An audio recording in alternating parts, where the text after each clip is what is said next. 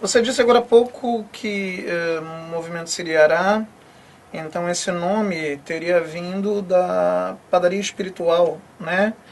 Essa padaria espiritual, no ano agora, de 2012, no fim do mês de maio, se eu não me engano, eu acho que dia 30. Exato, dia 30 de maio. 30 de maio, completará 120 anos. Exato. É um movimento que foi extremamente importante, não só para a literatura cearense, como talvez para a literatura brasileira, né? E eu queria que você falasse um pouco desse movimento, considerando que esse movimento teria antecipado, inclusive em quase 30 anos, a Semana de Arte de 1922, que aconteceu em São Paulo, né? Exato. E por que esse movimento, a padaria espiritual, não foi um movimento de tanta, vamos dizer assim, aparência, né? Não repercutiu nacionalmente como a Semana de 22. Os motivos são os mesmos que você apontou do porquê que não há divulgação do movimento da poesia é um saco.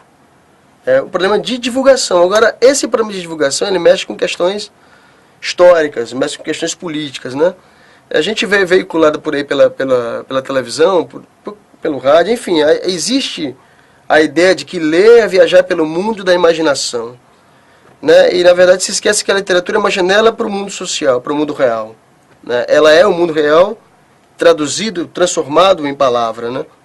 E aí isso... Eu acho até que retratar esse imaginário é apenas um braço, um tentáculo de um conteúdo muito maior e que abrange muito mais os fatos sociais e históricos, né? Sim. E a padaria espiritual aconteceu isso também. Ela pressupunha os mesmos ideais da Semana de Arte Moderna, que é lutar contra o academicismo, lutar contra a burguesia, né, crescente, lutar contra o processo de modernização que solapa toda a tradição local.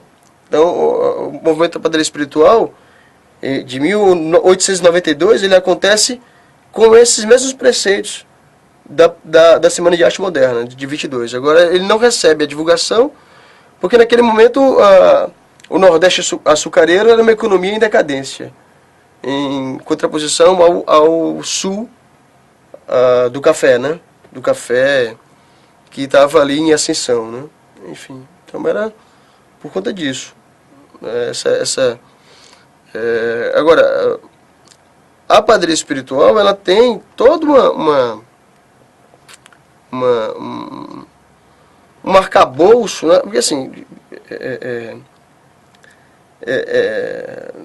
tem aquele dito de Jesus Cristo, né, que diz que nem só de pão vive o homem, né? E aí eles tinham essa ideia de, mas se nem só de pão vive o homem, vamos então publicar um pão, mas que seja um pão espiritual. E eles publicam um jornal em que eles veiculam poemas, em que eles veiculavam crônicas, contos, né? E sátiras a respeito do cotidiano, a respeito de personalidades importantes daquele momento, né? Nesse jornal que era o alimento da alma, que era o pão espiritual, né? Fabricado pela padaria espiritual, né? E aí você tem intelectuais importantíssimos ligados a isso. Tem o próprio João Brígido, Antônio Salles, né? Capistrano de Abreu também chegou a fazer referência ao grupo. Clóvis Bevilacqua chegou a fazer parte do grupo também, né? Enfim. Léo, e qual é o seu pão espiritual? A poesia. A poesia é o meu pão espiritual. Por enquanto ele ainda está cabendo dentro de um saco, né? Professor, tirando a brincadeira, quero dizer que é muito bom tê-lo aqui. É um prazer, uma satisfação enorme. Eu queria que você fizesse suas considerações finais para os nossos espectadores. E quero deixar o programa de portas abertas para sempre que você quiser vir aqui falar sobre poesia, sobre literatura e também sobre o movimento de vocês que é tão importante hoje para a nossa cidade. Grato. Obrigado pelo convite. Obrigado pelo convite, Paulo. Sempre que eu puder eu estarei aqui, né, conversando um pouco com vocês. O tempo é muito curto, muito rápido, né? A gente fica procurando assim, as palavras para falar, mas enfim, para ser sucinto. Mas enfim, as minhas considerações finais é que leiam o que vocês quiserem ler.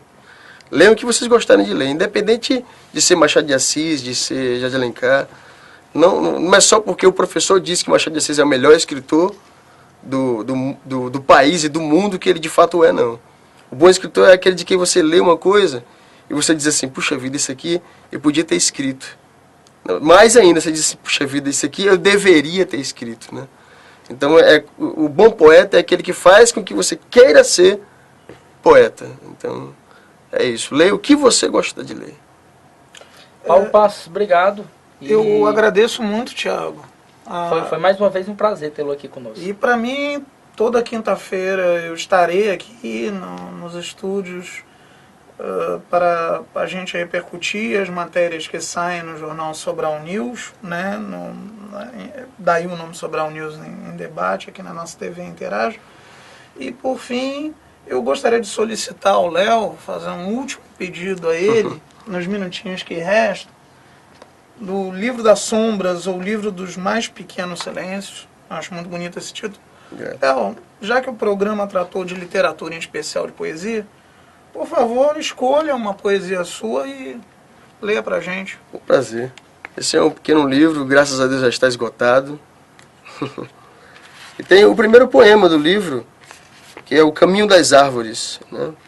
Ele diz assim: as árvores sussurram, não fazem outra coisa senão esperar, e em silêncio crescem, observam e aprendem pacientemente, rompendo a fria fuselagem das horas. Agarram-se ao solo onde pisam e de lá sugam tudo que precisam. As árvores também são nômades e estão por toda parte, mais do que em nós, mais do que nós. Todas as espécies de árvores que existem, a leucina, a palmeira, a mangueira, a perfeita, não são outras árvores, são as mesmas. É a mesma espécie arbórea, é sempre a mesma árvore que respira e observa a caminhar como um único organismo pela terra inteira. O caminho dos homens é o destino das árvores, o caminho das árvores é o destino dos homens. Raízes nos habitam. Muito bem, depois desse show de conhecimento, vamos encerrando mais uma edição do nosso Sobral News em Debate. Agradecendo a você pelo carinho da audiência e esperamos nos encontrá-los mais vezes aqui na nossa próxima edição. Até a próxima!